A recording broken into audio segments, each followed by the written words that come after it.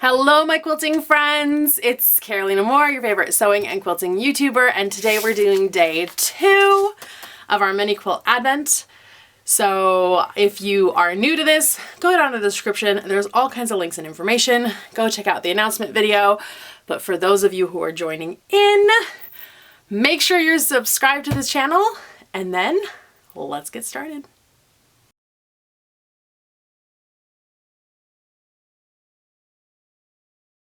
Okay, so we're gonna go ahead and open our day 2 envelope. In here, again, is going to be our pattern and our template. So I'm gonna open this up. Perfect, I've got our day 2 pattern. I'm gonna tuck that here. And I have our template. Again, we do need to take off all 3 of those layers of the protective covering. And this is my front, so I'm going to see if I can grab the top 2 layers at once, because the top has 2 layers and the back just has 1. Come here, there we go.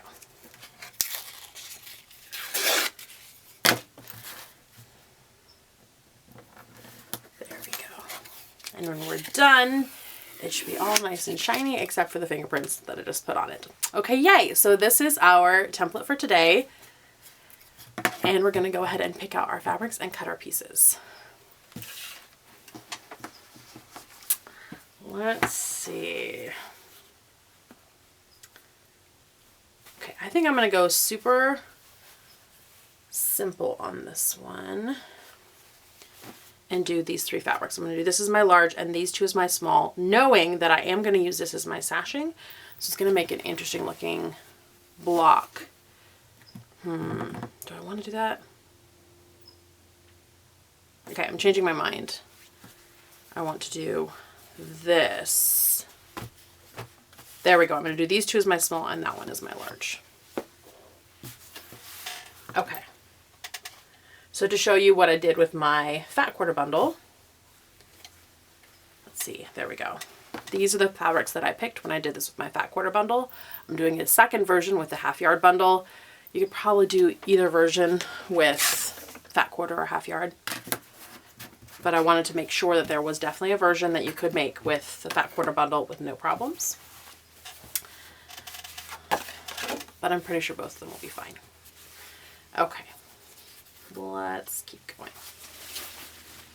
Going to cut, and now I want this half square triangle, and I'm doing this upside down because this is a directional fabric, and if I want my block to be this direction, which in the end it probably doesn't really matter, but if I want it to be that direction,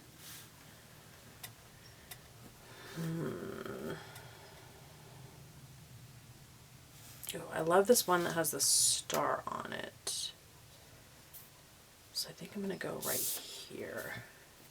So I can catch that star and I can catch most of 3 pieces.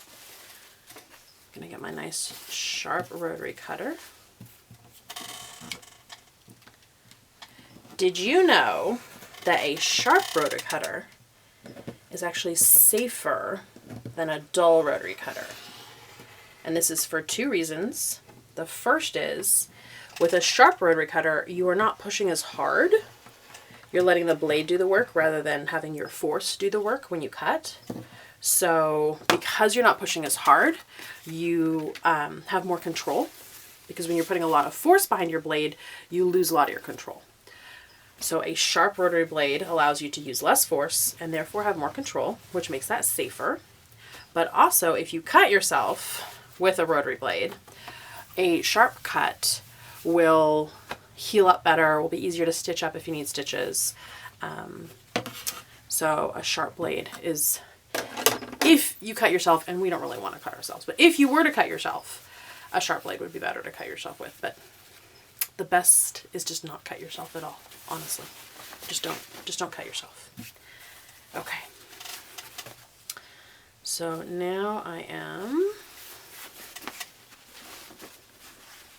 I'm going to just stack both of these because neither of these is directional. I'm not worried about exactly which piece of this that I'm cutting. Last time when I did this, I had bias edges. This time, these two are the seams that are going to get sewn. This edge will be biased. There's always going to be a bias edge. So this edge will be bias, but these two will not. So I'm going to choose having 2 straight edges and just 1 bias for this one. There we go.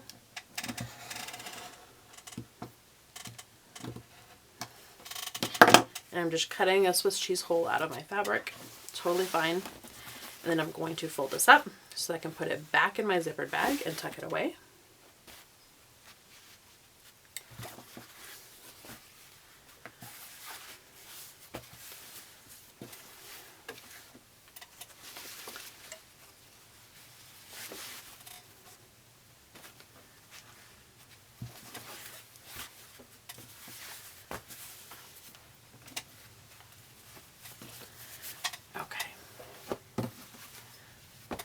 So again, this was the one that I made before.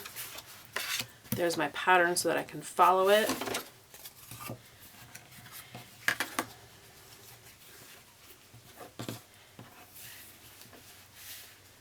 And here's my light, medium, and dark. This might be darker than this. It's okay. I've still got contrast, so I'm fine. I'm going to take these 2 template pieces, put them aside. Now this is going to get sewn, pressed to the dark, and then this seam is going to get sewn and pressed to the dark. So just 2 seams today. Another quick and easy block. But all of these are 6-inch blocks, so they are all quick and easy. Now, fun fact, a 6-inch block is 6 inches when it's in the quilt, but after we finish sewing these pieces together, our block will be 6.5 inches. So that's why it's called 6 inches finished, because it's 6 inches when it's finished in the quilt. It's 6.5 inches before you put it in the quilt because it has that seam allowance. Okay, I'm going to go ahead and press this.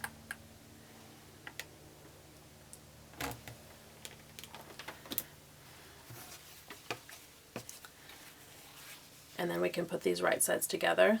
This edge should line up beautifully if we've done a nice 1/4 inch seam here. And then sew.